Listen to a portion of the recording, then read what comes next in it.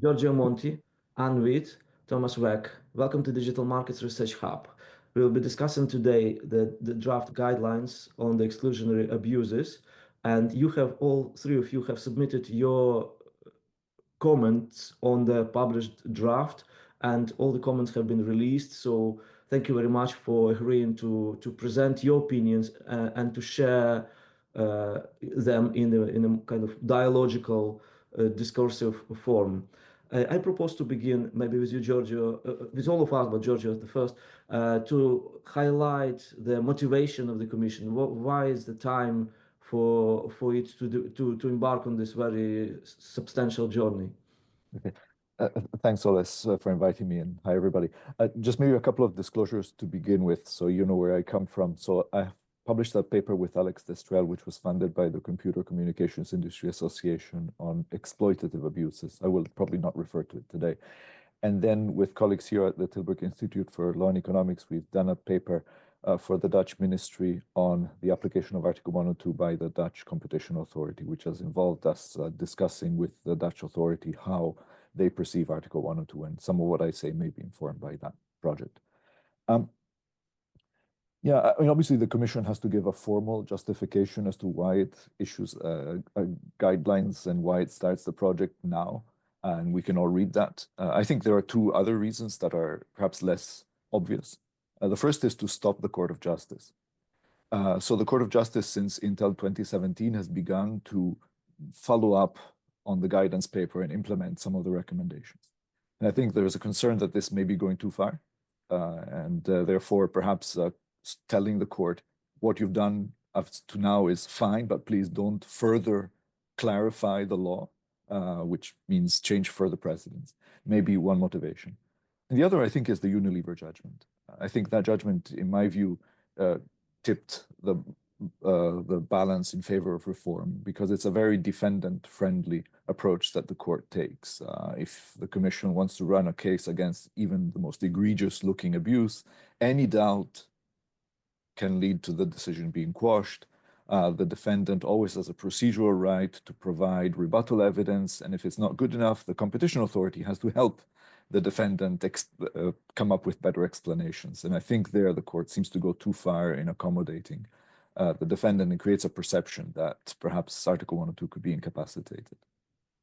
Many thanks indeed, Giorgio. Of course, it goes without saying, in accordance with Ascola declaration, if anybody has anything to disclose, please feel free, or you are very welcome to do so. And Anna, how do you develop the points made by Giorgio? So first of all, I have nothing to disclose. I agree with Giorgio, so I phrased them somewhat differently. I also started with the official motivation, which, according to the is the need for clarification and more legal certainty, and I think that's a very fair point. I think Article 102 has become one of the more opaque areas of EU competition law, and insofar guidance on how the European Commission interprets Article 102 and how it intends to carry out the assessments, I think is very welcome.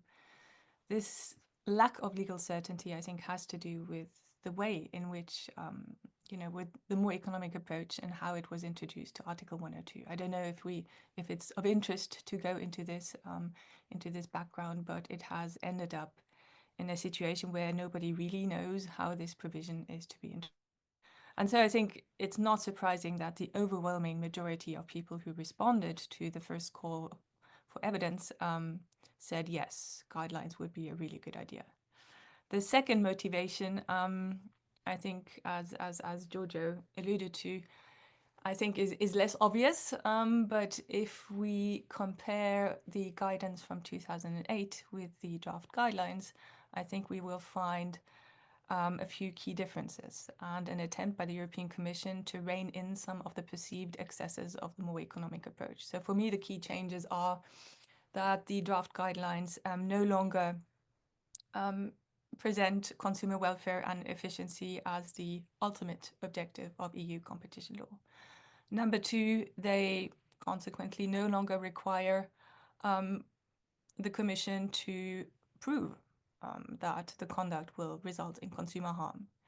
Number 3, there's a new legal test, which does away with the concept of anti-competitive foreclosure and instead introduces competition on the merits. Number 4, it reintroduces a number of legal presumptions. And all of these changes, I think, address principles that the Commission itself introduced at the height of the more economic approach in 2008, which in retrospect not only reduced the scope of Article 102, but made the enforcement of the provision much more burdensome for the European Commission. And so I see this as an attempt to rebalance the aims of accurate enforcement against the aim of effective enforcement. Thank you very much, Anne. Thomas? Yes, first of all, I'd like to make a declaration, that is that the research center I'm working for receives regular funding by Google, AWS, and other companies, although it's independent vis-à-vis funding partners. And coming now to the question of how to interpret this move towards new guidelines, I would second everything that was said so far, but I think what is most striking is that when it comes to Article 102, we have a movement from, let's say, substance towards more and more efficient evidence-based questions. And this is reflected both in the case law and now in the guidelines. And here, the more I read those draft guidelines, the more I was wondering why we actually need guidelines. Because in the end, what the Commission does is it tries to reflect the case law by the court and then help market participants. But in the end, it's necessary to look at the case law itself if you want to know how the court will decide. So what the guidelines tell us in addition is how the Commission interprets the case law and maybe when it will come after someone. But there, obviously, you are always left at any kind of statement that the Commission is doing. And there, I think the guidelines, they are not enforcement priorities anymore officially, but still they have a certain flavor of enforcement priorities to them. They are less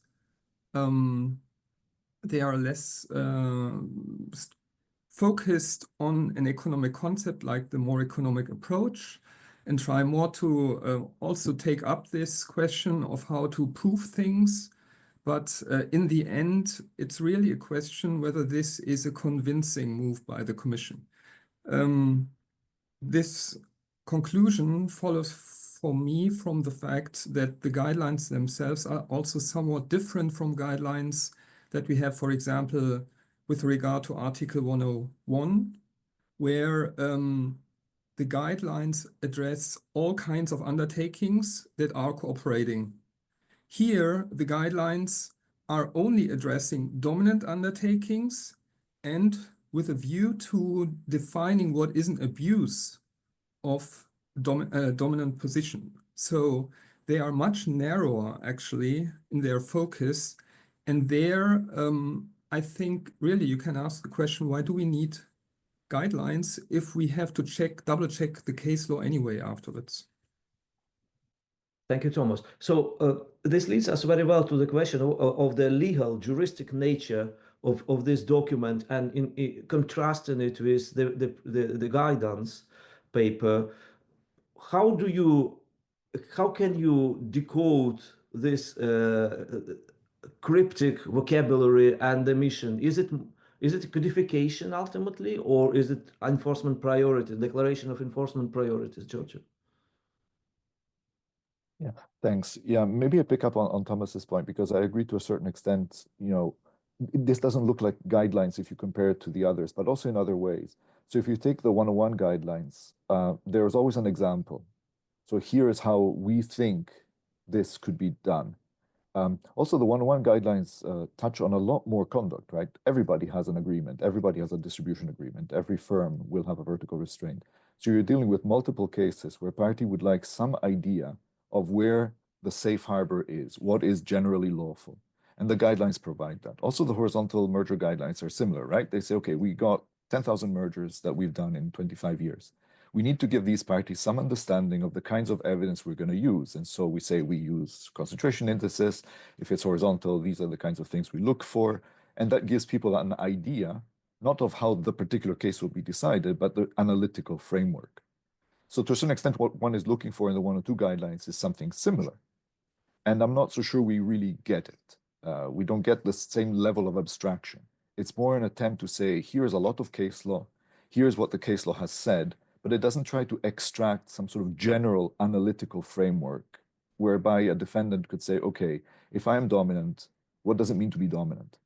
If I am dominant, what conduct is likely to be risky and what is the framework of analysis that is to be followed?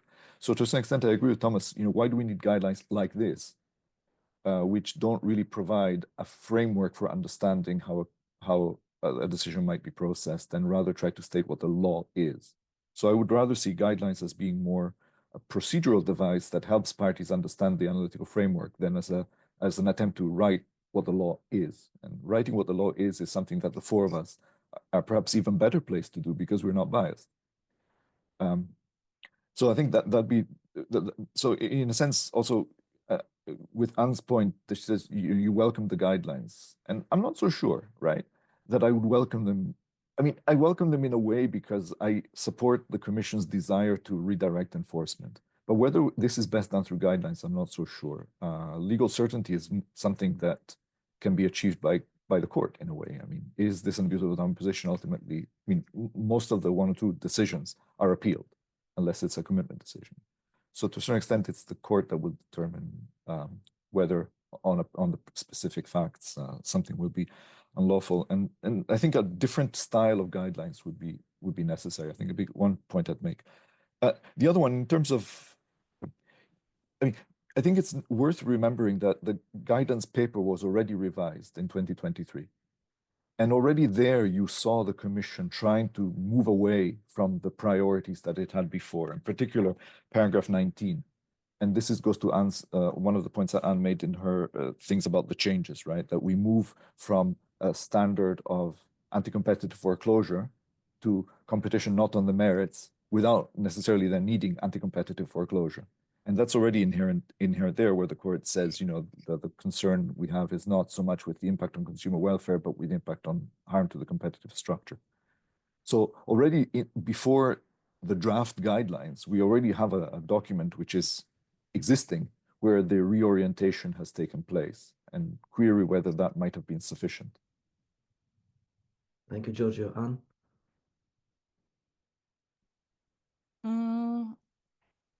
I agree. I mean, the changes that were made in March 2023, is it 24?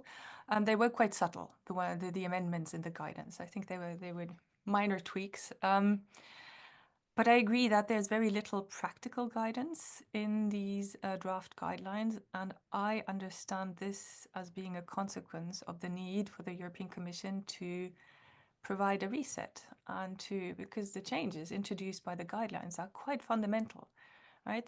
In 2008, they introduced the guidance paper as, that it was introduced at the height of the more economic approach. This is how to do it, state of the art, actually with very, very little support in the case law. And then, 15 years later, we find ourselves in a situation where the Commission is completely changing its approach. And I think they have been very, very careful to support every single principle with case law, backed it up to say, look, this is fine. And I think one of the points I made, first I thought this is going too far. This may not be compatible with the Court of Justice's current case law because, as Giorgio said, the court has changed its opinion. Plaintiffs very, very soon, even though the guidance wasn't written in terms of guidelines, interpretative guidelines, started to invoke them in court. and started to convince the Court of Justice that this is how Article 102 should be interpreted. And little by little, the Court of Justice adopted some of these principles, although not all. Right? And so the general impression, I mean, the case law of the European Court of Justice was open to interpretation. And I think that is the saving grace for the Commission here. It is case specific. The language is not always crystal clear. Sometimes it seems contradictory, and so it's open to interpretation. And so the proponents of the more economic approach pounced on several of these judgments and said the court has gone full Chicago, whereas the critics of the more economic approach were very fast to point out, look, there is another case that seems to call that into question.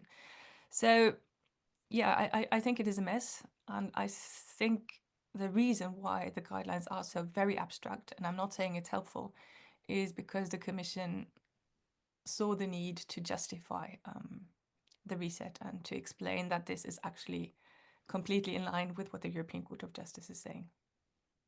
But more practical guidance would, I agree, would be quite useful. Thank you, Anne. Thomas. Maybe I have misunderstood something of what Anne said, but I'm not so sure whether we have a huge departure from either the more economic approach or the court's case law.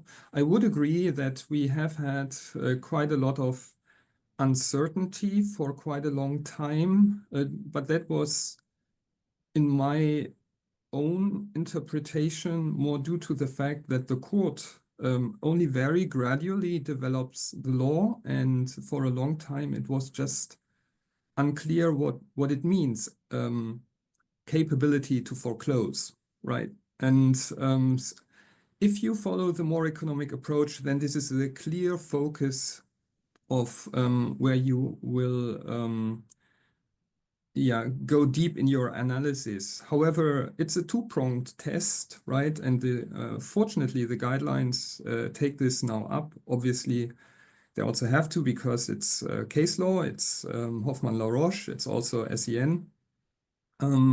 So it's not just that you look at effects or potential effects, you also have to look at a deviation from competition on the merits. And if you look at things more from this perspective, I don't see such a huge departure from either the case law of the court or the enforcement paper. I mean, well, maybe the enforcement paper as such, because it has a different test in it. But then Hoffmann-La Roche, slightly different than Hoffmann-La Roche and SEN. But the Commission in its practice also did not really take up the guidance paper, right? You always wondered why it was there. So if you look at the real cases, I would rather see a continuous development. And the only question is whether the Commission got it right now in its new guidance paper. And there I'm not so sure when it comes to certain details, particularly because it still sticks to the effects analysis very much and does not really, in my personal view, do the greatest job in saying what is a deviation from competition on the merits.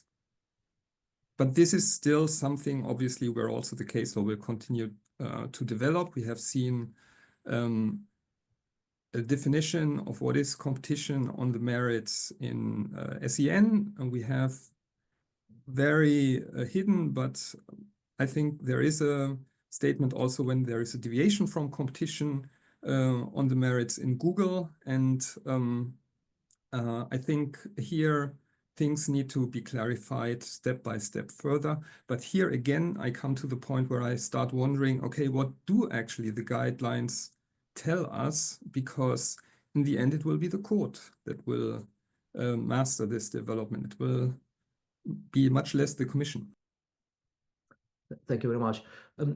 While reading the submissions and the literature more generally, and the following the discussion, one can definitely see that both normative sides, if we can identify these sides with more or less clarity, agree that the evolution of the enforcement of an adjudication on Article 102 has made it a little bit impenetrable, cryptic, convoluted. That's the adjectives used very often by different sides. And so I wanted to ask your opinion. Is it any kind of objective process? My main concern is the DMA. Will it happen in 5 years' time that the DMA, any most obvious in 2025 provision of the DMA, will also become so recorded by the evolution of the DMA enforcement? Is it an objective process when the stakes are so high and the standard, so the standard of proof is getting more and more complicated because you inject more and more legal, economic, and any technical expertise into this, or it is something went wrong and it is kind of repairable? Giorgio. Well, the DMA is a slightly different animal because it's much more about the interpretation of the legal text. So the question whether there is or isn't compliance with a particular provision will much more hinge on a literal teleological interpretation of the relevant obligation or prohibition. So I'm not so sure. I mean, I think DMA litigation will be a mess. We can all guarantee, but I'm not so sure for the same reasons that we have problems with Article 102. Because there's much less scope for economic argumentation, although some economics, I think, can be helpful in understanding the logic of a provision. So you can use economics as an interpretative guideline, but you would not expect an economic report explaining the efficiencies or inefficiencies as being guiding. Whereas what you see in Article 102 litigation is more defendants saying, look, this conduct is not harmful. You cannot say that under the DMA. You cannot say the conduct, I should not be bound by Article 5.2 because it doesn't apply to me. If it's of general application, it's of general application. You might make some arguments on the basis of legality, proportionality, but I don't think you'll see the same kind of economic arguments. I think, as Anne said earlier, right, the 2008 guidance paper was very much informed by the more economics-based approach, and it was seen as this was being the salvation. So how do we balance effective enforcement with good enforcement, the economic approach, because that allows us to identify the right cases, to have a theory of harm which is credible, and therefore to make sure that we only apply Article 102 when it is really important. And so, you know, if you go back to 2005, the point was, should we really have applied Article 102 to British Airways or Michelin? And the point was, these firms are competing in the market. They're not really dominant. So the dominance threshold isn't there. Is this conduct really an abuse of dominant position or just nasty practices by a big firm? And so there was a fear that the court in those two cases and the commission had gone a little bit overboard. And so we needed to a recalibration. So in a way, the problem that we now have is this, that the perception from the commission side is that this recalibration has gone too far. And it's made it too difficult to actually understand how to litigate a case. I'm not so sure the DMA is going to create the same kind of issue. So you think that data science is more objective and neutral than economic and single monovalent? Well, I mean, obviously, with interpretative, you can also have different interpretative theories, right? So you can read the statute literally, you can read it teleologically, and as soon as you move from, you know, even a literal interpretation, people can have disagreements. But I think the nature of the disagreement is going to be different. That's why I said it will be a mess, but it will not be a mess for the same reason. I mean, you know, the job of lawyers is to create legal uncertainty. And you can create legal uncertainty with any rule. It's easy. It's more difficult to find a workable solution of how to manage the uncertainty that is in a piece of legislation. Thank you very much. Thank you very much, Giorgio. I see Anne and Thomas nodding, but if you want to verbalize a little bit your agreement with Giorgio. Okay, so I heard you ask two questions. Giorgio answered the one on the DMA. Are we going to find ourselves in the same kind of mess with the DMA in a few years' time as we are with Article 102? And I agree with Giorgio. I think there's going to be a lot of litigation and hopefully a lot of clarification by the European Court of Justice. I think it's needed. If we look at the Meta case that is currently underway, frankly, I've never quite understood the wisdom of differentiating between Article 5 and Article 6 conduct. I don't think Article 5 is all that clear. Does a subscription fee of $9.99 really make... I don't think it's particularly clear. Is your agreement less free because Meta is charging $9.99? I think we need clarification. But the key difficulties we've got in the context of Article 102 all stem from the effects-based analysis. What exactly do we have to prove? And whether you like it or not, the DMA contains per se rules. And so I don't think things are going to be as tricky as that. But what we need is clarification on what the DMA actually says. Your other question was about whether you think the guidelines are a neutral codification, right, of the case law. Was that your question? And here I think the answer is no. So first of all, I would question whether it is ever possible to completely, be completely neutral in codifying rulings that are so opaque sometimes and so lacking in clarity. Obviously, you're going to read them through the prism of your own political convictions. And as I said before, I think the commission or the drafters of these guidelines have tried very, very hard to stay within the limits of the case law. But I think policy choices were made. It would have been completely possible to interpret several of the rulings very differently, as the proponents of the more economic approach are saying. They're saying the Commission got it completely wrong. This is incompatible with the case law. I think we can still fit it in, but clearly policy choices were made here. Many thanks, Anne. Thomas? Yep. Maybe also then an answer on both questions. Regarding the DMA, I would agree that much guidance would be helpful on the DMA as well, but I would also come to the conclusion that the DMA is a different animal, and I would therefore actually even not expect too much guidance on the questions that interest us most. That's for substantive and also procedural reasons. In substantive terms, I doubt that the DMA will really achieve its purposes of improving contestability and fairness of relevant markets. That is because it does not really tackle the most intricate issues, such as, for example, data-driven network effects. It leaves those network effects operating in favor of the incumbents. And therefore, I think that we will also continue to see abuse cases alongside the DMA, because the DMA is just about enforcing certain conduct obligations and transparency obligations. It's not about the market effects. And this is where Article 102 still has some room to operate independently from the DMA, because there you can also deal with the capability of foreclosing others, for example, if there is a deviation from competition on the merits, and restore competition. So that's the substantive issue where I think that it's possible and maybe even likely that the DMA will lose its attractiveness over time. And the procedural reason is that the most intricate questions procedure-wise have to be handled in an informal dialogue with the Commission. And that is then difficult to litigate upon, obviously. So that's on the DMA. And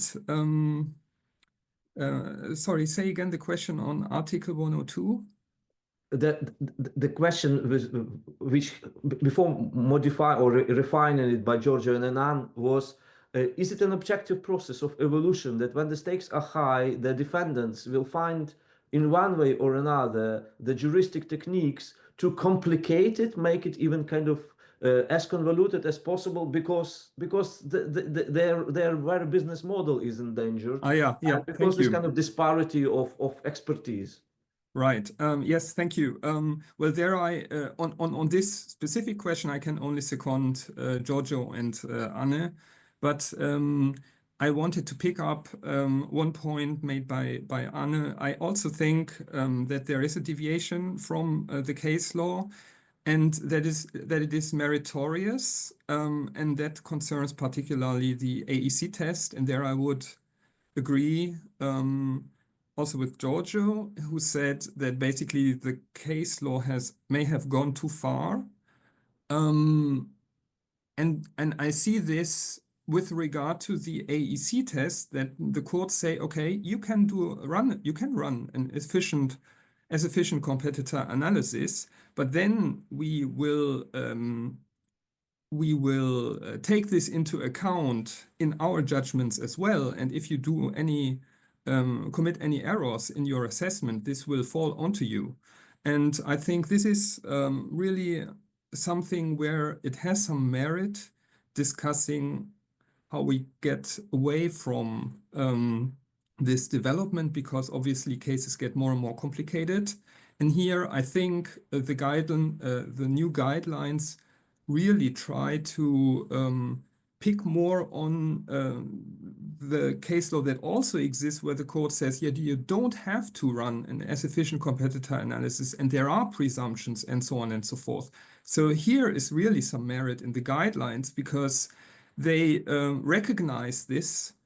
It's only the question whether they do it correctly on all individual points, but it's a good development that these presumptions and these procedural options that the Commission has are gaining more traction.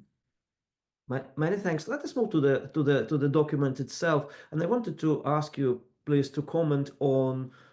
Obviously, it's a draft, and thus it's work in progress. But what do you think about, in its current form, about the structure, the approach, and technical quality of the document, Giorgio? Oh dear. All right. Okay. Well, I would have written a very different document. I think one of the problems I have is, and I don't think maybe there's a way of getting away with it, but it recites too much of the case law without analyzing it. So for me, it's a bit like a middling student who sees a question, oh, it's about Article 102, and I'll write everything I know about Article 102 without trying to create some sort of analysis or make some choices. Not all judgments of the court are equal. Some judgments are more important than others. You can judge that by the composition of the court. How many judges are there? By the salience of the questions asked by a preliminary ruling, by the nature of the judgment. And so for me, I would have tried to be more selective in saying this is a leading judgment, and this leading judgment has certain implications, and these are the implications I see as an official of the Commission. This judgment is of marginal interest, I'm not even going to talk about it. Whereas there's an attempt to give every judgment its fair shake. And I think maybe some selection would have been helpful. There's some stuff that we don't need. Collective dominance. Yeah, it's interesting, but we've not had a collective dominance case for years. Why do we need it? And then there is an attempt to kind of discuss almost all abuses of a dominant position, but not all are there. So in the guidance paper on Article 102 in 2008, I think everybody knew then that the target for reform was rebates. That the problem that the Commission would be criticized for is an overly aggressive loyalty, discounting, and so on and so forth, which is why also, we have the Intel case as the sort of the showcasing of the more economic-based approach.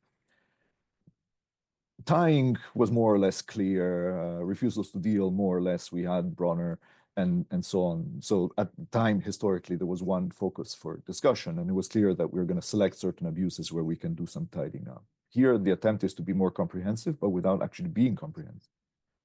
And of course, you cannot be, right? Because Article 102's doors are never closed. Everything can become an abuse of a dominant position, even if we haven't thought about it before. So I mean, obviously the structure has some logic, right? Dominance, abuse, justification. But on the other hand, I think there are some flaws that could have been some limitations. Leave it there. Thank you, Giorgio. Anne? I agree with what Giorgio said. So I'm fine with the general structure. It makes sense to me. I think it's intellectually coherent. There's a lot of case law. And again, as I said before, I explain this as, I look at it as a sort of insurance by for the European Commission, because they must have been expecting a severe backlash from the supporters of the more economic approach. And I see this as an attempt to say, look, that's what the case law says. What we're doing is perfectly legal.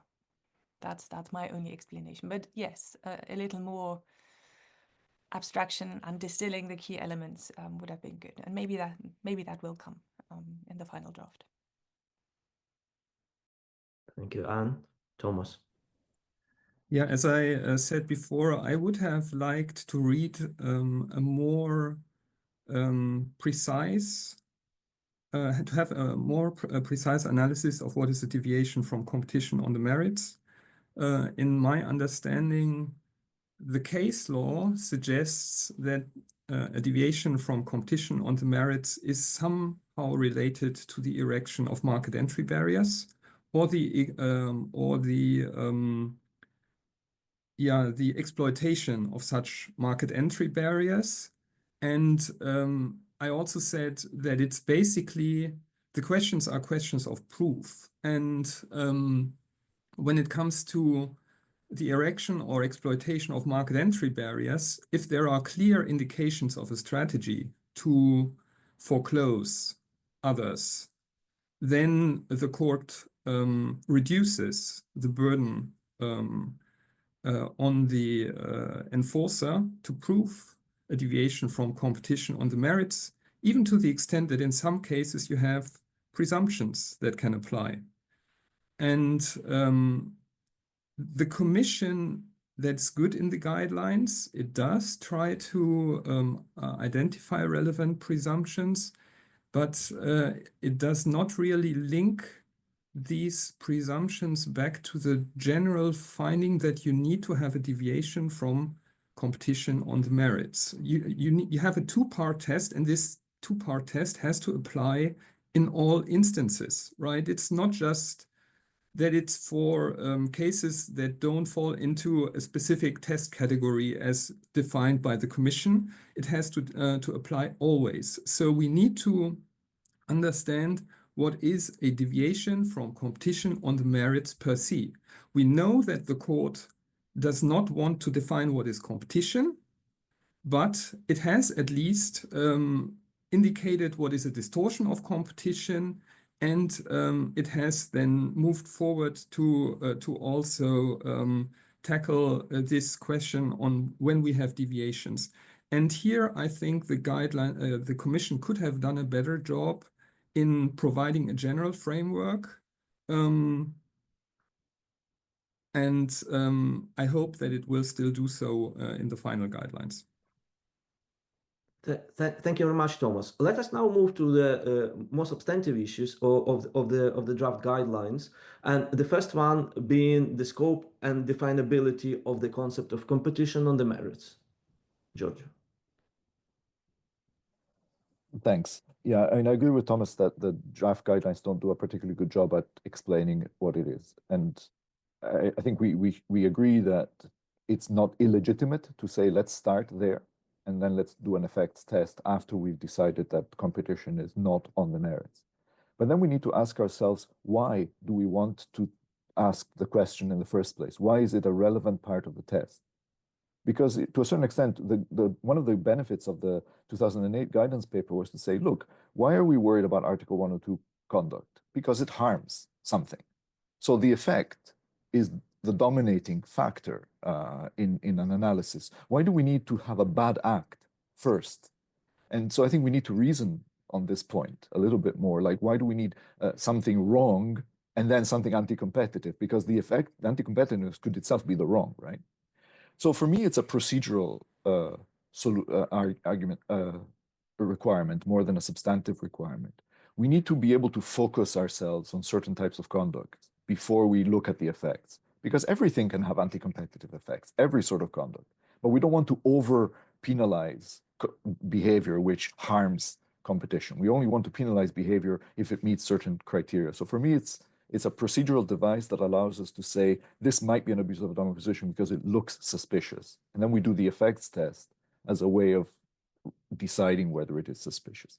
Now, I think this is a controversial reading, so hopefully people disagree, because I'm suggesting that the competition of the merits is not a substantive legal standard, but it's a procedural standard. It smells bad. So in one of the judgments, let me just get you the reference, in Unilever, actually, my most hated case, paragraph 51, the court says competition is not on the merits when it gives rise to a legitimate concern to competition. So we look at conduct and we think there is something wrong here. And then that gives you the opportunity to then move forward and say, okay, what is actually wrong? What are the anti-competitive effects? So for me, it's a procedural device, which has a definition, something like in the US, you'd say inherently suspect. If conduct inherently suspect, then you move on to a second stage, which is to test whether it is indeed harmful. So that's how I would like to have seen the concept refined in the guidance paper, in the draft guidance.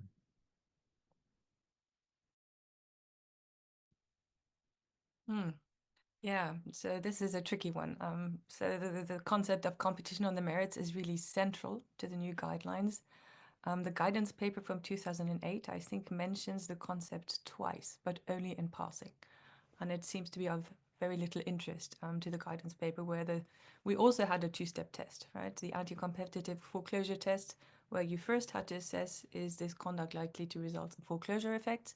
And number two, is this foreclosure likely to harm consumers in terms of price, output, etc., etc.? So in the draft guidelines, we have a new test. We have the test that first asks, is this competition on the merits? And secondly, is it capable of having foreclosure effects? So we lose the need to prove consumer harm, and we gain the concept of competition on the merits. So I've had a look at the case law. It's really taken off in the last 10 years. This has become a go-to formula by the European Court of Justice, but the concept as such is not new. I think it refers to the same concept as that the one we found in Hoffmann-La Roche in the 1970s, where the court would say conduct through methods different from those conditioning normal competition. It seems to me that that is supposed to be the same thing, but competition on the merits is the more modern version of that. What does it mean? Well, that's I haven't been able to work it out. So we've got a whole collection of factors that the court has found relevant for assessing whether something is competition on the merits, but there's no general definition. And I haven't been able to find a general definition in the case law either. So the Court of Justice itself has never really attempted to give a general definition. And in the Google shopping case from September, there's one paragraph which seems to indicate that they do not find this useful, where they say, this type of assessment is case-specific. It may entail the use of different analytical templates depending on the type of conduct. So, yeah. And the problem with such a broad and ill-defined concept is, of course, the lack of predictability, right, for companies.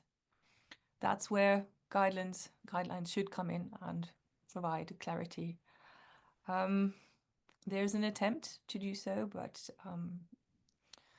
a more general definition would be quite nice. Actually, this is not a problem that is specific to EU competition law. So in the United States, I think competition on the merits is also a key criterion or phrase that US courts use to decide whether conduct is lawful or unlawful in the context of Section 2 of the Sherman Act. I seem to remember there being an OECD roundtable in 2005 on the concept of competition on the merits, which resulted in a 200-page document, which more or less concluded that this is a concept that is very difficult to define. So I think it's not surprising that the Commission struggled with this one. Thank you, Anne. Thomas. It may appear that I disagree, but I think that this disagreement is rather subtle and not really very pronounced. I would say that there is a definition of competition on the merits. I would agree with Anne that the concept must be the same as a deviation from normal competition in terms of Hoffmann-La Roche. But in SEN, the court says that This concept refers to a competitive situation that benefits consumers through lower prices, better quality, and a wider choice of new or more efficient goods and services. And it takes up this statement in Google Shopping and says a deviation from competition on the merits results in exclusionary effects that are not attributable to the performance of the dominant undertaking's products, but to those practices in conjunction with the specific circumstances identified. However, Giorgio made an important point, and that was, in the end, what we are interested in is the effects on the market, because we are protecting the market. We are not protecting in any individual market participants, right? Even those that are being foreclosed are not protected by competition law.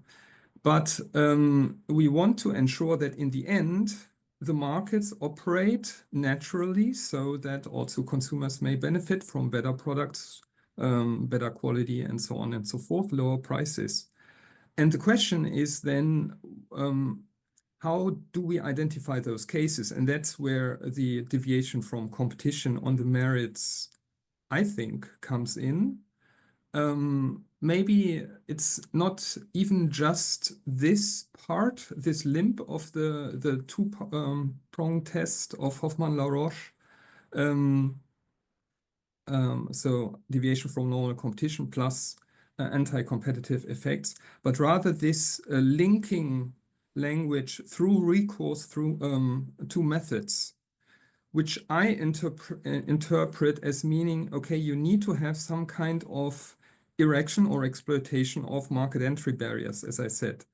And there, I think it's basically that we want to find instances where we have some kind of interference with the market, and we have then to assess whether this interference with the market is substantial enough to justify an abuse claim, an abuse complaint, basically. And there, it's mostly about evidence. It's about proving that you have an interference with the market that creates entry barriers or exploits them, and therefore is capable of foreclosing others. Sounds a bit difficult, and the question may arise, okay, why so complicated? So why don't we just focus on the effects, basically, and then say, okay, we have some kind of action that may give rise to certain concerns on the side of the dominant undertaking, but we have also the effects, and then we conclude it's an abuse of dominant position. Well, I think it still has merit to try to narrow down what is a deviation from competition on the merits through recourse to methods and so on. Because, for example, you have instances like violations of the law. If you have a violation of data protection rules by a big tech firm, you will say, okay, yeah, it's clear the firm is gaining a competitive advantage and thereby able to foreclose others. Like, for example, Google or Facebook, right, when they collect more data than necessary. We have had these cases. But what if it's not a violation of data protection rules, but some kind of, let's say, inadvertent breach of rules when you are applying for an authorization, for example, and still you get the authorization and are able to foreclose others, like, for example, a medical authorization in the pharmaceutical industry? Would you also say this is a deviation from competition on the merits because you breach the law and thereby obtain the authorization to foreclose others? I wouldn't say so, but this is because I think you need to find some kind of, there must be some kind of relation to entry barriers in the deviation from competition on the merits. But in the end, we are not interested in this deviation. We are just interested in finding an interference that justifies applying Article 102. And if I understand the case law correctly, the court uses the deviation from competition on the merits as a flexible tool to adjust the evidentiary burden for the Commission. And this is why I think the Commission did a bad job in drafting this guidance paper, because here it could have provided added value. This is an issue that it faces in each individual case. It has to know which evidentiary burden it has to meet. And here it can also obviously provide guidance to the opponents, basically to the market, on what actually the rules are for bringing a case under Article 102, right? And there I'm not so sure whether the guidance paper is really up to this task. Thank you, Thomas. The next element is a problematic element is the role of the as efficient competitor test or principle. Giorgio, please reflect. Thanks. Yeah, I think it's worth trying to draw a distinction between the test and the principle. So the test is what you find in predatory pricing in AXO. The question is, are prices below average variable cost? And this is as efficient competitor test with the assumption that a competitor as efficient as the dominant firm would not be able to match these prices. So insofar as the existence of the AC test is concerned, I think the case law has said, yes, sometimes this test should be applied. Sometimes it must be applied, and sometimes we may not need it. So I think there the draft guidelines do a fairly good job at explaining what the law is and trying to perhaps mitigate the scope of it. It's obviously more useful in a price-based context than in a context of conduct. I don't see a way of running the test in the context of a tying case, for example. And the advantage of the as efficient competitor test is as a self-diagnosis for the dominant company. Dominant company wants to offer a discount. Is the discount lawful? Well, here's a test that I can run to see if the discounts I'm offering are within the parameters. So I think it is there. It is a legitimate way for defendants to self-assess their conduct and fine. To elevate this to a principle, I think, is more complicated. I don't understand how that could be a principle. I just don't. I mean, a principle is some sort of concept that you can think has general application. You can help you understand something. And I'm not so sure how principle, if it is a principle, actually helps. In my submission, I've made a couple of examples where I think, yeah, you could think about there being a principle underpinning the particular set of abuses, but I don't think it is one which is overwhelmingly there. And the reason is because I agree with Thomas, we're not trying to protect an individual competitor, but neither are we only trying to protect rivals who are as efficient as the dominant firm. We want to protect the market. I think that's important. What do we mean by the market? We want a market which is open. We want anybody to be able to participate. A new entrant or a seasoned incumbent who wants to move to a different market should have the opportunity to participate. And so from that perspective, it's not necessarily the case that every time you commit an abuse of a dominant position, you should only be found liable if there is no as efficient rival out there whose conduct you are precluding. I think we're trying to protect the market in a much broader way. There may not be something that people like, right?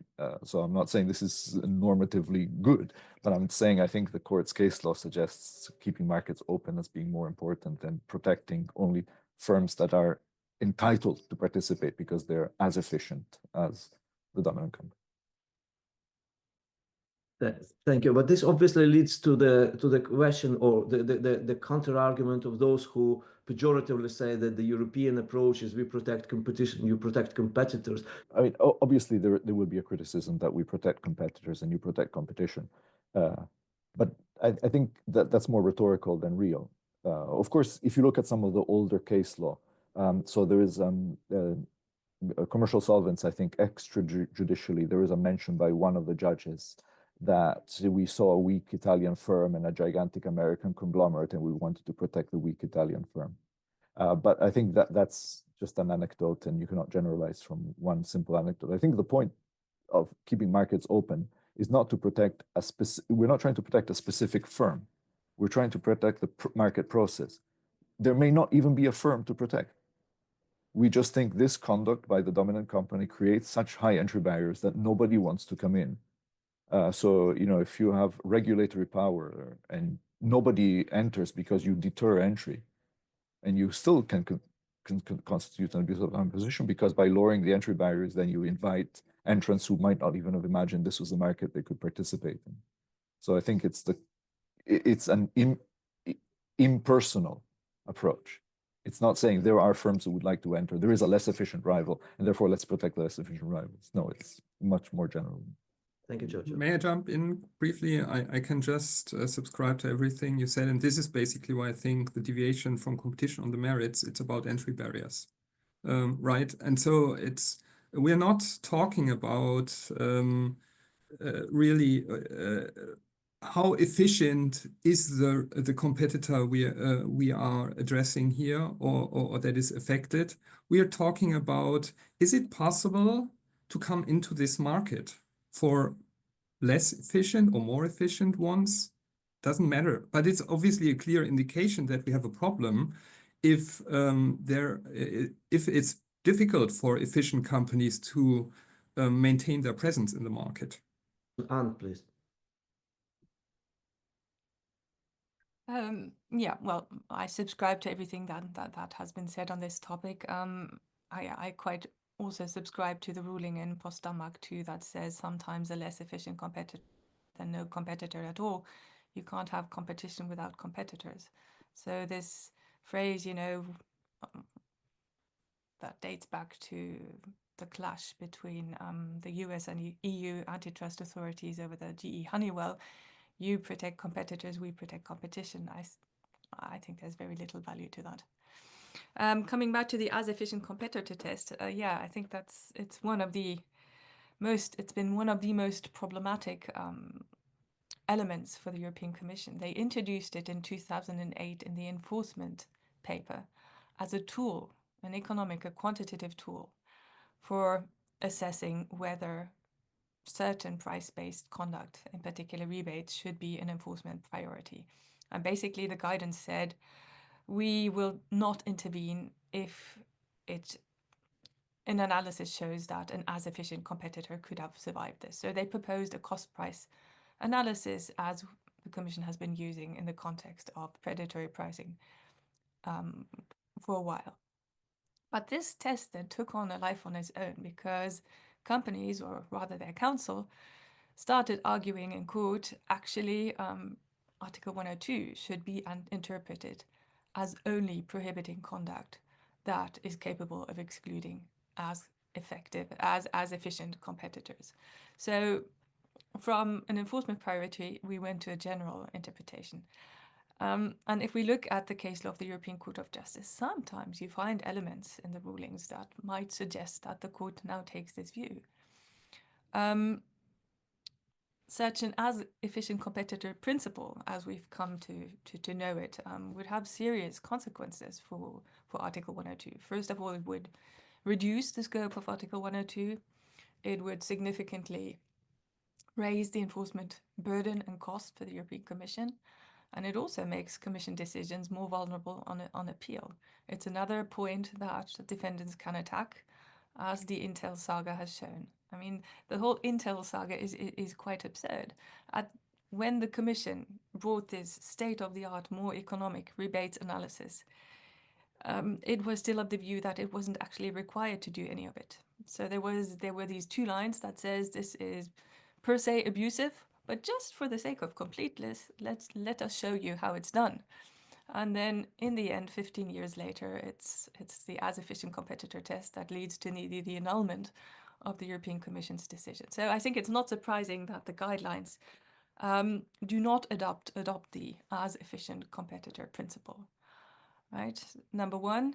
And number two, they somewhat downplay and revise the need to carry out such a test.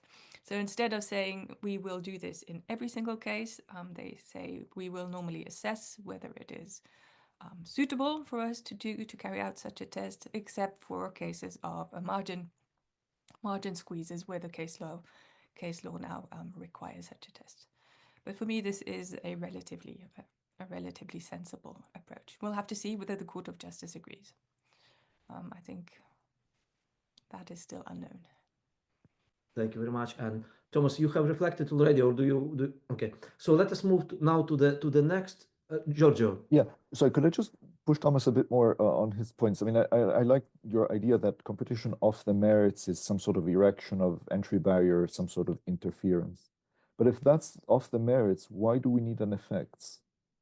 So what's the division of labor between the two limbs under your interpretation? Well, I would say we need the effects because this is where where Article 102 states what this is all about, right? We want to protect the openness of the market. So we need the second limb just, to make sure that we really meet this objective. Thank you. Right, we have the next. So I would appreciate if you could also follow the structure, explaining the topicality of the issue and how it is being addressed and could be improved in the guidelines. The role of presumptions, Giorgio. Thank you. Yeah, I think the role of presumptions is one of the interesting approaches in the guidance paper, because I think the Commission doesn't want to go back to an approach where it says conduct is illegal because we say so. So some sort of per se standards. Form-based reasoning is no longer something which is legitimate. On the other hand, I think what the attempt of presumptions is to say the Commission's burden of proof can sometimes be lightened, and we can ask more homework from the defendants. So we should be able to bring a case and to issue a statement of objections without necessarily running all sorts of econometric regressions and seek out all sorts of data. However, by creating a presumption, we allow the defendant to bring that evidence on board. So in a case like Intel, it should not be for the Commission to try to extract Excel sheets from multiple distributors to work out what the effective price of the chip was, and then to work out whether this effective price is below cost. The Commission should be able to say, is this an exclusivity rebate? Yes. Can you give me a good justification as to why these discounts are not unlawful? Then it is for the defendant to come up with the appropriate evidence to demonstrate that the calculations have been made to make sure the rebates are not anti-competitive. Because one of the things that struck me about the Intel judgment, and particularly this comes out in the Renvoi judgment of 2002 by the General Court, is that nobody seemed to know what the discounts being offered actually were. So there were multiple clients of Intel, and there were multiple negotiations and renegotiations because the clients obviously wanted to get a good deal off Intel, and Intel was trying to work out, well, how good a deal can I offer? And so nobody appeared to have a central database to understand what are the rebates. So it's a very complicated factual setting whereby you have a decentralized, Intel is a large firm, and there's not one person setting the rebate strategy. It's multiple employees at fairly low levels who probably do not even communicate with each other. And in that context, for the Commission to be required to gather the data and put it together for the first time by itself is way too much of a challenge. So I think the purpose of creating presumptions is to say, okay, we do want to allow for an effects-based analysis, but we cannot possibly surmount this evidentiary burden. Therefore, let's sometimes be allowed to create shortcuts for us. Not shortcuts to condemnation, but shortcuts for us to then shift the burden to the other side. So this allows you to retain the effects-based approach, but it is for the defendants who are better placed to provide evidence to then disprove the concerns that the Commission has had. So I see presumptions like that. Now, whether 3 levels of presumptions as are set out in the draft guidelines are correct is perhaps something which we could discuss. I'm not so sure that this idea of naked restrictions where rebuttal is more complicated than middle restrictions is particularly convincing, and then cases where there is no presumption. So there I would perhaps cast some doubt, but I think the motivation behind creating presumptions is to try to retain the more economic approach, but shift the evidentiary burden to the other side, and therefore allow a quicker identification of competition problems. Thank you, Giorgio. Anne. Yeah, I don't think I have much to add. I'm very much in favor of this burden shifting exercise, as we also know it from the United States. It makes sense if the evidence is in the hands of the undertaking. This is a sensible way of getting at that information. Also, I'm not quite sure about the distinction between naked restrictions and those that are in between. But as long as these burdens, these presumptions really remain rebuttable, I have no issues with this, and I think it's a sensible approach. And Thomas said you don't really see much difference in the guidelines to the guidance paper. I think this is one of the points where there is a significant change, because the guidance paper, even though formulated as enforcement priorities, committed the Commission to a really in-depth economic assessment of the effects in every single case. And I think this is a more pragmatic approach. And as long as the presumptions remain truly rebuttable, I'm in favor. Thank you, Anne. Thomas? Yeah, on this last point, Anne, I'm with you. I was actually more thinking of the case law at the time and less of the enforcement priorities, because, as I said, the Commission itself did not really use them the way I would have expected. So it's indeed the question, basically, why it actually came up with this idea of being so strictly effects oriented in the guidance enforcement priorities guidance of 2008. But on this on the use of presumptions, as I said before, I also think that this is the main area when it comes to deviation from competition on the merits, where you could justify guidelines, because it is necessary to really understand how this works with the presumptions. We have lots of case law, and it is certainly justified that the Commission takes a position on what it will have to prove in a real case, because this is what also defendants need to know when they design their defense strategy, basically. And then it will be for the court to decide how it actually works in the specific case. But even though the general approach of introducing various layers of evidentiary requirements is absolutely to be welcomed, I really don't see any structure behind it, because the Commission, just as Giorgio also said, it collects a lot of cases, then restates them basically, but you don't really see how they are all interconnected. Just as an example, the naked restrictions mentioned several times now, the Commission says in recital 60 that it's about payments that are conditional, it's about an agreement with distributors, or it's about dismantling an infrastructure. So all of these justify being treated as naked restrictions. And when I read it, I asked myself, why? Yeah, what is the common denominator of these? And this is basically where a more structured approach to the guidelines would be helpful, because any new case will be different. So what will companies then do when they face a Commission investigation?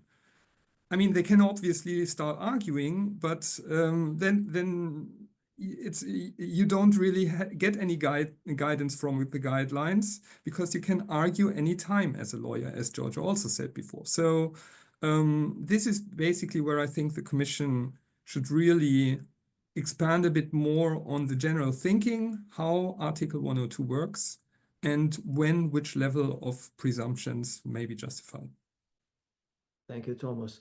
The mere capability of producing negative effects, is it enough for establishing abuse, Giorgio? Well, I think this is a policy question where different authors will have different views. Those who are really in favor of an economics-based, effects-based approach will want a lot more. Will want to, I mean, actual effects are unrealistic. Of course, the Commission should be entitled to intervene before the conduct actually causes the harm, because if the harm is exclusion, you don't want people to be excluded. But on the other hand, I think many people would criticize the draft guidelines for being too soft on the Commission, and to suggest that mere capability is enough, and we need more. The problem, however, is that the court, as with many of the concepts, is relatively unclear. So what is capability? Is capability and likelihood, are these two different words? Is likelihood a higher standard than capability?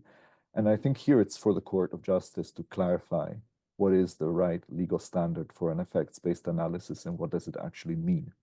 And to a certain extent, it should mean the same thing in Articles 101 and 102. It shouldn't be difficult to come up with a form of words and a general formulation that allows us to understand how much needs to be demonstrated. And I'm afraid we're not really getting there. But I do think that the approach in the draft is, on this point, I mean, I don't think it's the most problematic aspect of the draft because it tries to confront the complexity of the case law, but I think the capability of causing harm is a sufficiently good standard from my perspective. But as I said, it's a highly political point. Thank you, Giorgio. Anne?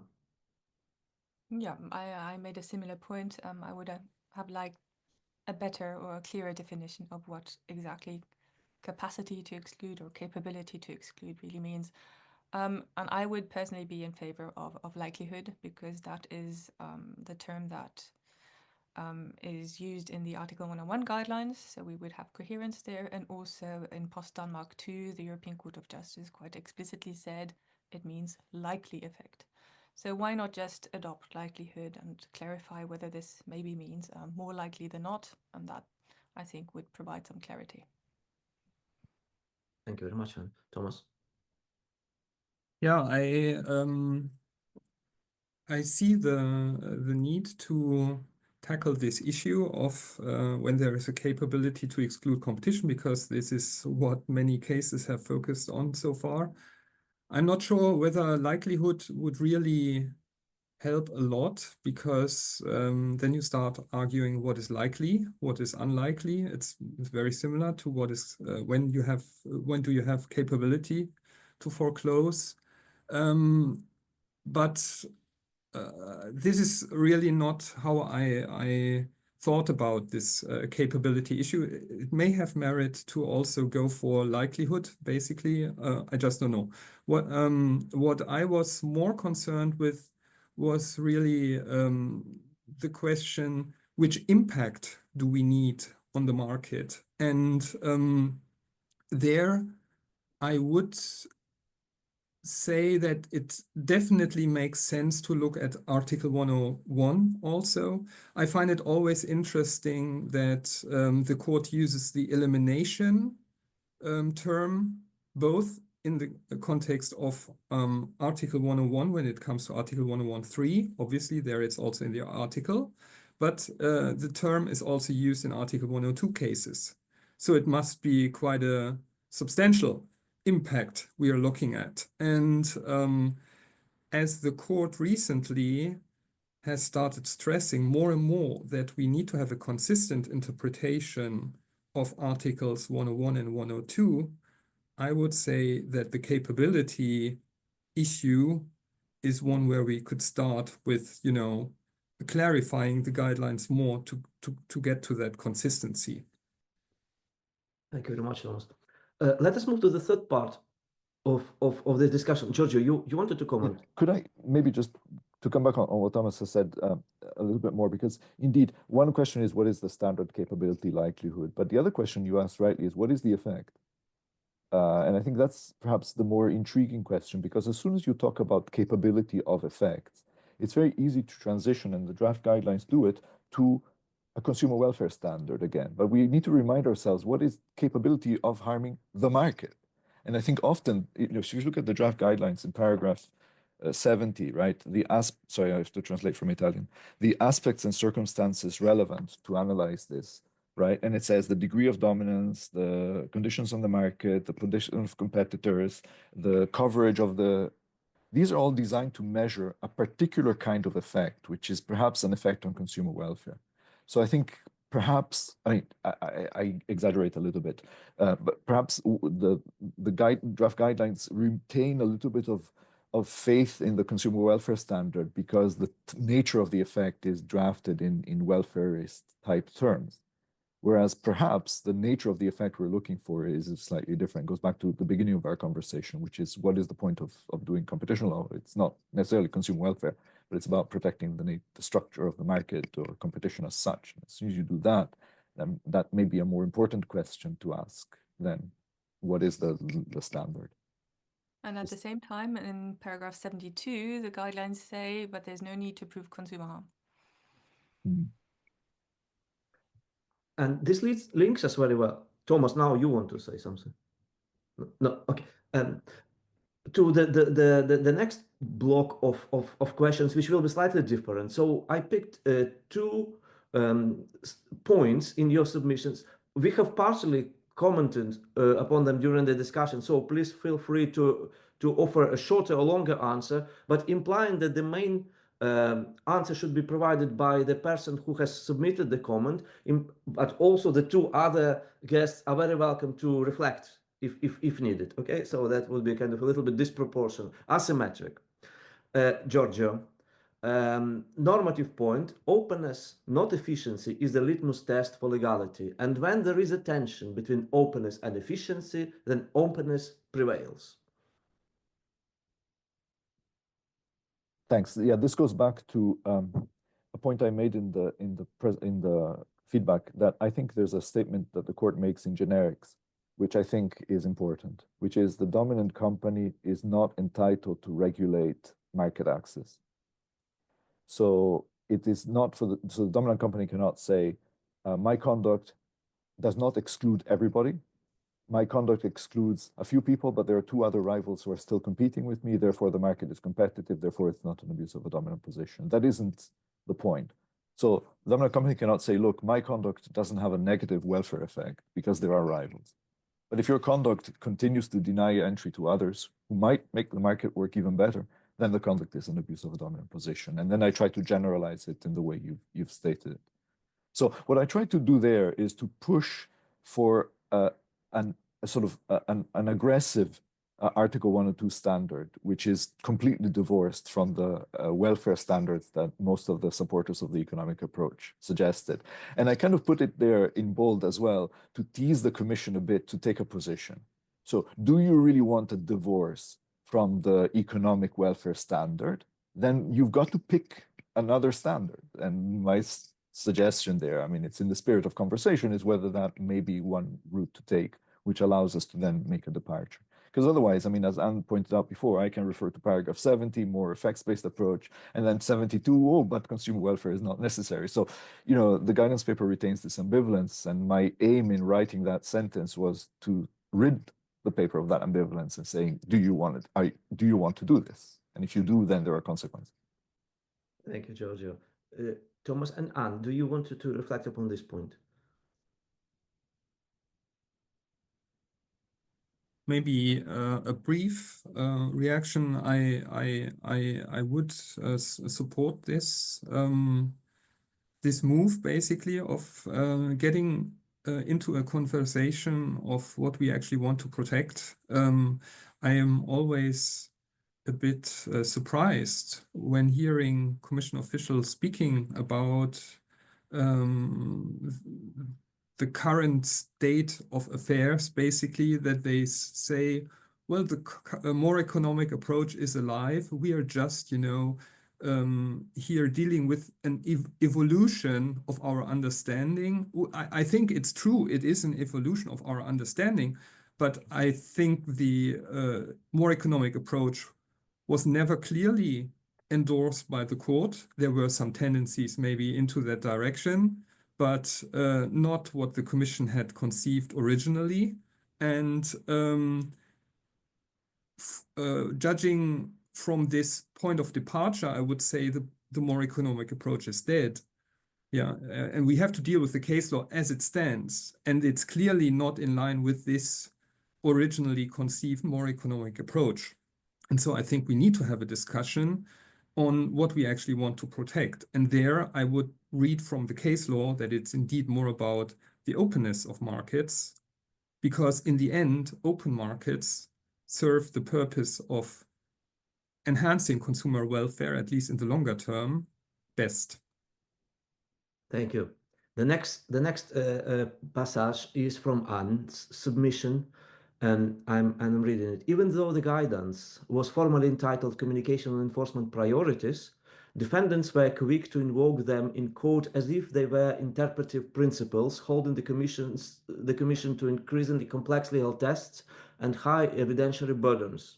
And over the past few years, despite its initial reluctance, the Court of Justice mainly has ended up integrating certain of these principles in its interpretation of Article 102. And please comment. I think I made that comment in the context of reflecting on what got us to this position where we are in 2024 and are thinking about the first set, or 2025 now, and are thinking about the very first set of guidelines on Article 102. It's the only area which doesn't have them. And here I think really we cannot understand the draft guidelines and the whole discussion without going back 20 years and looking at, what happened, namely the late 1990s, the early noughties, when the European Commission decided to introduce this more economic approach, which was a pet project by then Commissioner Mario Monti, who said that European competition law is too legalistic, it's guided by the wrong values, the wrong objectives, it's too reliant on legal presumptions, and it is not guided by contemporary economic analysis. And so DG Competition revised the European Commission's interpretation of first Article 101 and then the merger regulation. And they did so by means of interpretative guidelines. Right? So they embraced the consumer welfare aim and read a consumer harm element into these provisions and introduced the efficiency defense. And then they turned their attention to Article 102, which was now woefully out of sync with the other two provisions. But instead of reinterpreting Article 102, they introduced these strange enforcement priorities, saying we will simply no longer enforce Article 102 in cases where an in-depth economic analysis of all the effects does not show that there is a likelihood of consumer harm.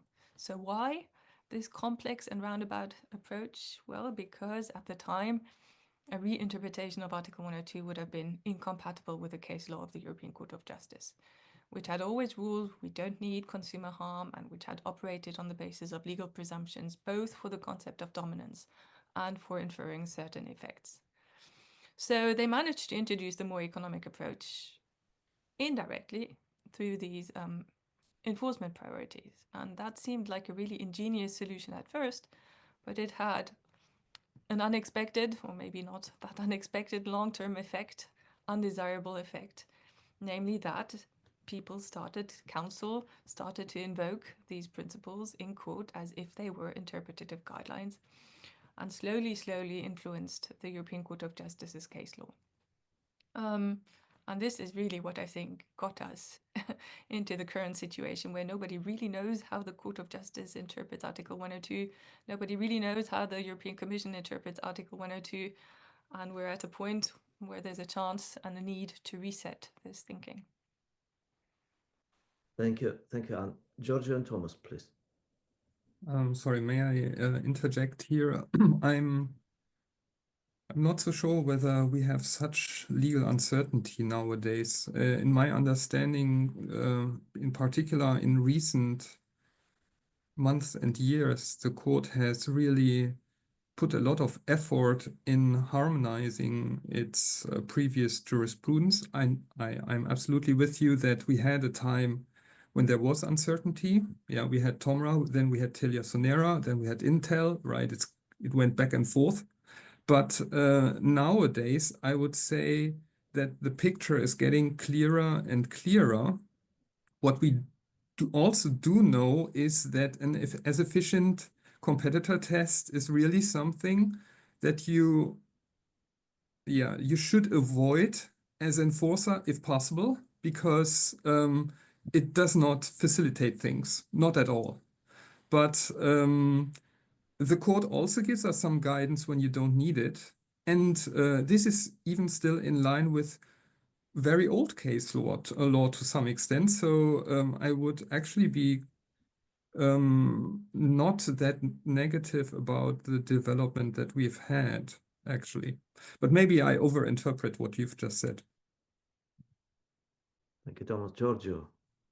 Yeah, I had a similar reaction on legal certainty. That is to say, I'm not so sure we are much worse off than we were ever in Article 102. I think the case law is relatively comprehensible if one makes a good faith effort at doing so. Maybe what we have is inconsistency. So some abuses have a standard, and then the firm can just say, well, then I won't do that. I will do something else, which gives me a different legal standard. So maybe it's not so much the uncertainty, but the incoherence of the exercise. So one of the points I made in the paper, and this was already a point of discussion in 2005, we should avoid abuse arbitrage. So I can exclude a rival by tying or by giving discounts. Now, if discounts is unlawful, then I'll just tie. If the two practices are interchangeable for me, I'll just pick the one that is least likely to be condemned. So I think we want a coherent framework. But the other point I wanted to make is this. When I wrote about the guidance paper when it came out in 2010, I actually imagined that the Commission itself would be the one using the guidelines, the guidance, as a mechanism to convince the court to move towards a more effects-based approach. So I say, here I lay down the marker, and then I use this as the basis for litigation. But as Thomas has said before, that never really happened. I mean, except for Intel and maybe one of the Google cases, I think Android, where the tying approach is very much following the draft, the guidance paper, the Commission didn't own up to the promise it made itself. But nevertheless, I think it is interesting that in the long term, the guidance paper did have the effect that Annick describes, that it did serve to turn the court. But for me, it was interesting that the actor that made this was the defendant and not the Commission. Let's continue with this potpourri, and now potpourri. And now, Thomas, the extraction from your submission. More instrumental, purpose-oriented application of Article 102 should be envisaged. The new Commission President, Ursula von der Leyen declared to the European Parliament in July 24, and we need a competition policy that supports companies to scale up. It would therefore be helpful if the guidelines clarified what role of enforcement of Article 102 should play in future in relation to other Commission objectives and priorities. Please expand. Yeah, this is a completely different issue from what we have discussed so far. It's an open question whether I can actually expand much more. But I was just very surprised when the guidance, new draft guidelines came out, and we already had this statement by von der Leyen, and still this new draft guideline does not address the issue how the Commission wants companies to scale up, if at the same time it advocates vigorous enforcement in abuse of dominance cases. Because which type of firm is most likely to be affected by that enforcement? Well, it's the big ones, right? And I don't have any position on whether we need industrial policy or not, and which share industrial policy should have vis-à-vis competition law enforcement. That's a political question. However, since these guidelines are a message to the market, right? This is how we, the Commission, perceive things. I think, yeah, and as it was as was discussed before, the guidelines are very much just focused on restating the case law. I thought, well, this is an instance where the Commission could actually say something more, but it doesn't. Why doesn't it? Anne, Giorgio. Well, yeah, why doesn't it? I think it's maybe very early days in the discussion. So the role of industrial policy in competition law assessments is certainly one of the big topics of the day following the Draghi report, which talks about these existential threats unless the European Commission and Union rethinks its industrial policy. And I think this will please several EU member states. I'm thinking about Germany and France, who've long advocated in favor of integrating more industrial policy into competition law assessments, in particular merger control. And yet I think I understand that there may be reluctance on the part of the Commission to integrate very clear guidelines and a new policy into these guidelines. I think we need to have more of a discussion about where this is going. But it's a topic of the day with increasing protectionism by. Sorry, may I react just right away? Because as I said, this is why we have guidelines here, right? It's about the Commission's stance, how it balances competition and industrial policy, I would say. So what merit do guidelines have that just restate what you can read somewhere else and don't talk about what the Commission actually wants to do? Well, I think maybe they don't have a plan on that yet. So I think it's really do this kind of guidance overly quickly without thinking it through. That would be my take on it. But maybe Giorgio has more insight into this. Maybe I start with a footnote by referring to a footnote. So there is one attempt in the document to reflect this. Is footnote 355, where it talks about resilience of the union and supply chain disruptions. And there it says could be an objective justification. Conduct would not be an abuse if it really protects some union interests. But it's really relegated to footnote. And of course, there's no judgment, which maybe just, I agree with Anne's point. Maybe it's too early, right? If you think about the big debate in the last few years on sustainability, how long it took to convince the Commission to take a position in the guidelines on horizontal agreements that perhaps some sustainability agreements might be allowed if we tweak the technocratic standard a little bit. So to a certain extent, guidelines are a bit of a victim of the Commission's own legitimacy, right? Its legitimacy is we are a technocratic, non-political institution. We are here to interpret the treaty in a way which is lawful. And I think the current political landscape and Draghi plus the election of Trump, and most of the victims of abuse of dominance cases are US firms when it comes to tech sectors, will make the Commission quite hesitant to act aggressively, or at least more cautious about how it acts vis-a-vis firms that are not based in Europe. So I think, then for me, there's a big dilemma because, as I said, the Commission's input legitimacy is its technocracy. And yet we are, Thomas, you're right in wanting to push the Commission to say something about politics, but is it its role, and is it not a challenge to the Commission's own integrity if it then does more than footnote 355? If I may react to that as well. I hear you. That's a good point that the Commission may undermine its own credibility here. But still, as I said, it's a guideline, right? So it is providing guidance not just to the Commission, but also to the market. And I think also that those questions cannot be avoided, right? So if the Commission really wants to develop a consistent policy, it's best to start with such a document like these guidelines, where it already sends a message to the market. Okay, the next extraction now is from Giorgio's submission. It is outside the scope of this contribution to discuss whether guidelines are a good idea. However, the aim of vigorous and effective enforcement cannot be achieved without two further efforts. First, more resources should be devoted to designing and/or monitoring remedies and compliance. Second, greater transparency and guidance can be achieved by an improved drafting of Commission decisions. Giorgio? Let me start with the latter point. You do not want to wish anybody the honor of reading a Commission decision. It's really hard to work. They're very long. You don't understand half of where it's going. For me, I would, if I had been the Commissioner for Competition, which we don't have, by the way. There's a Commissioner with a competition portfolio, but she's not the Commissioner for Competition. I would have told the officials, take 2 weeks off. Let's go away and let's plan how we do decisions, how we write decisions.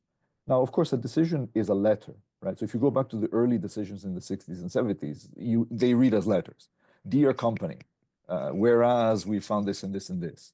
So of course, the addressee is one person, but it is known that everybody reads these decisions. They're general statements to the world. So already the style from which we began should be departed from. These are not private correspondence between the Commission and the undertaking. They're general statements. And we need a better way of formulating what is the competition problem in ways which are much more easy for the firm itself to almost to understand. So I think here we need a way of rethinking. The way I would do it is I would have much shorter decisions with bigger annexes. So rather than putting all the evidence in between the analysis, I would put all the analysis in 1 or 2 pages. The theory of harm is you are doing this, and I have proven this in Annex 1. This leads to this, I've proven this in Annex 2, and these 2 things put together lead to this concern. And that would allow you to create a story. And often, reading a commission decision, you don't often understand what the story is.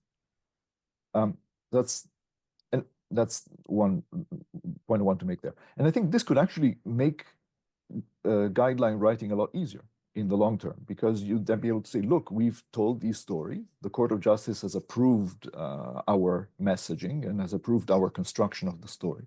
So theory of harm is a phrase which is often used. It's not very complicated. It's not requiring economics. It's requiring a narrative from A to Z. And how do I get from these facts to a concern? And then more resources on remedies. The point there is simply, if you look at Google Shopping and the continuous chasing of Google for compliance, but also the absence of transparency in how compliance is achieved. So I think we need to think about remedy design in a different way. In Google Shopping, the Commission took the view we don't want to prescribe the conduct. We want to tell Google, you can do what you want so long as you comply. Okay, that's a fine choice. You don't want to harm the economic freedom of the defendant. On the other hand, if you do that, then you need to have some steps to monitor whether there has been compliance, which are transparent. And at the moment, all you get are a few members of the European Parliament asking questions about where is compliance going without the public being informed. Thank you, Giorgio. Anna and Thomas, please reflect upon this point.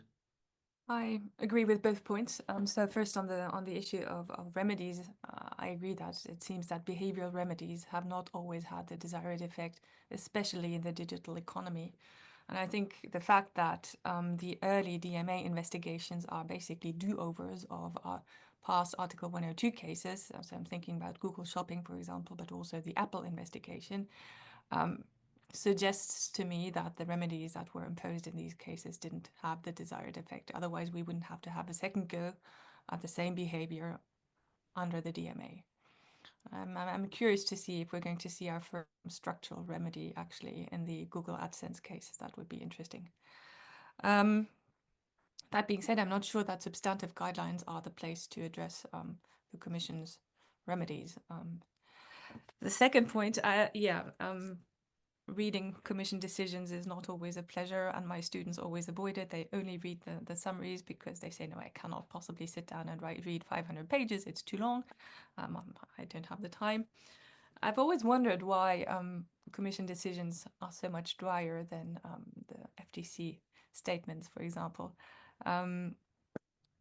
or the memoranda. And I think it may have to do with a system, with the adversarial system in the United States, where the FTC acts as a plaintiff and comes up with much flashier 100-page documents, which are actually quite entertaining to read, whereas the European Commission issues this final decision, and that is much more fact-based. So that's something I've been wondering about, but I agree it would be helpful if decisions were more to the point and a little clearer and a little less long.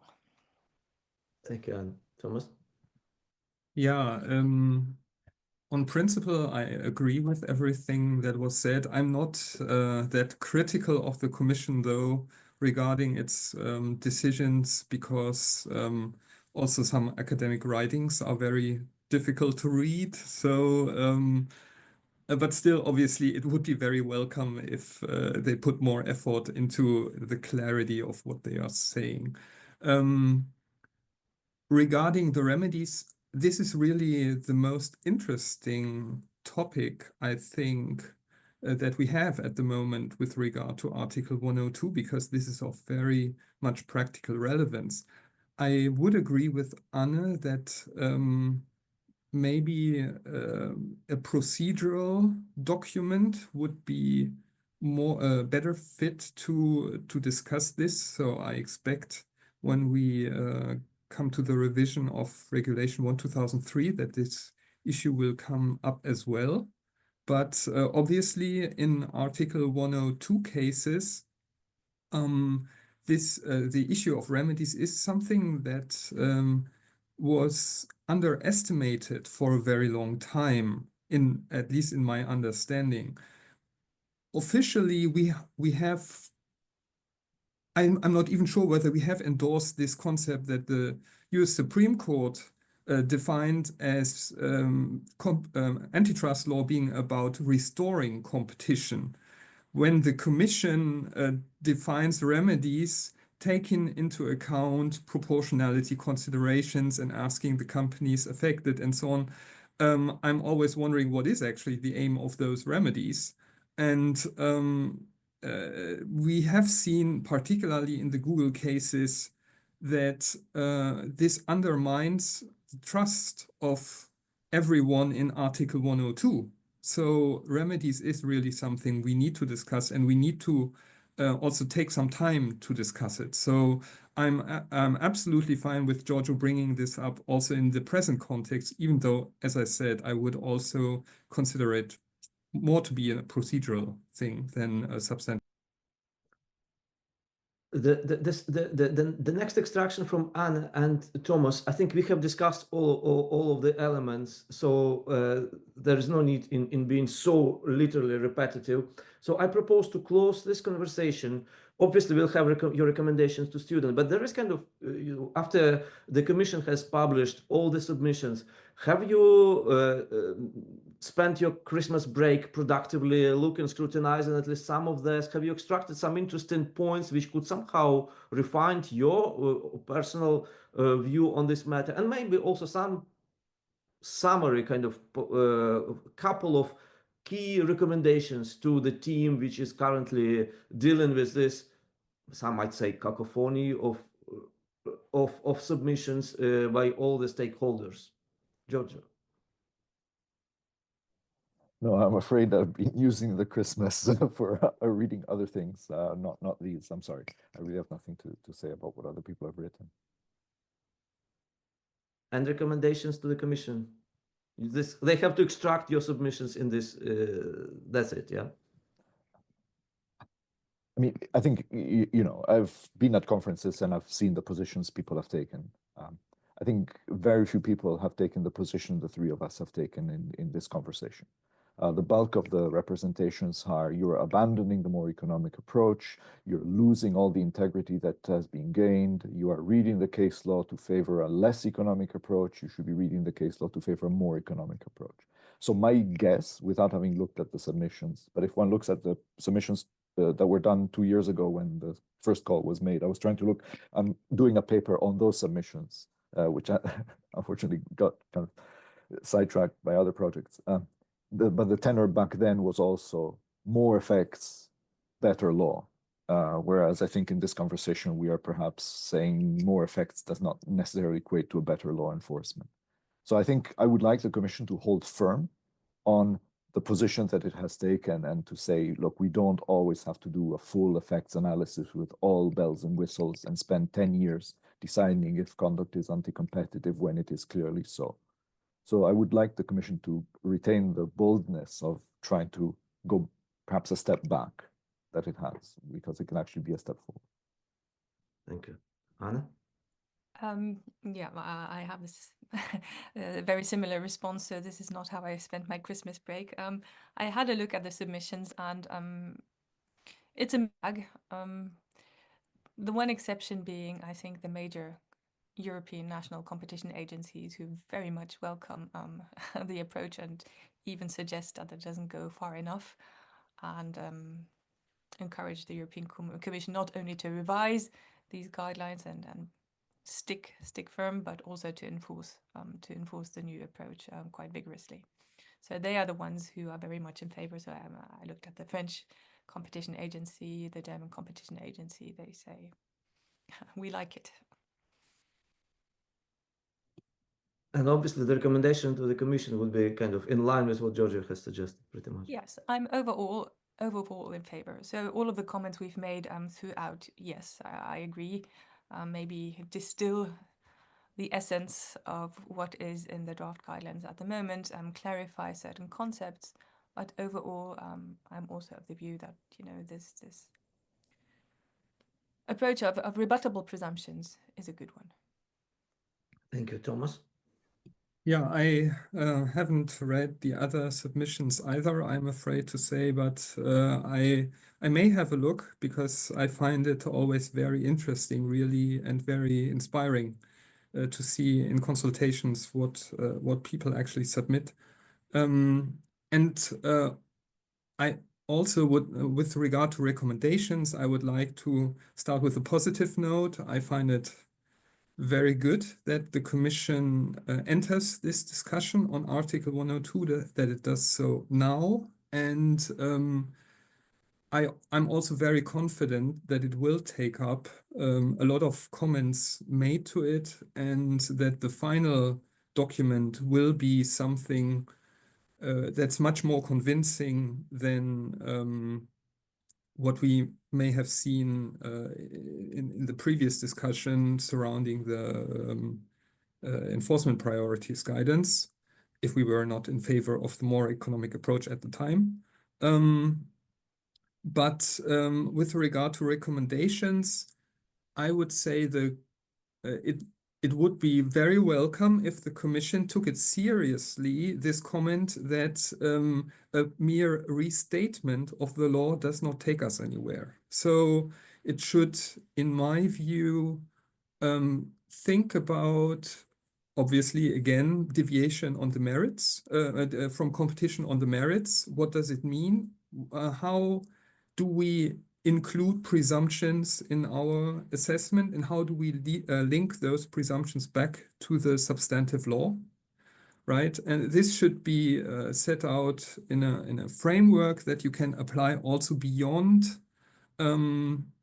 those general cases, and where you can also fit in those specific test cases, so you have an overall framework applying in all cases, where also new cases then, new scenarios can then be analyzed. That would be a great achievement if the final guidelines provided a convincing answer on this question. And the other thing where I would, if I may make a recommendation, is that the Commission should think about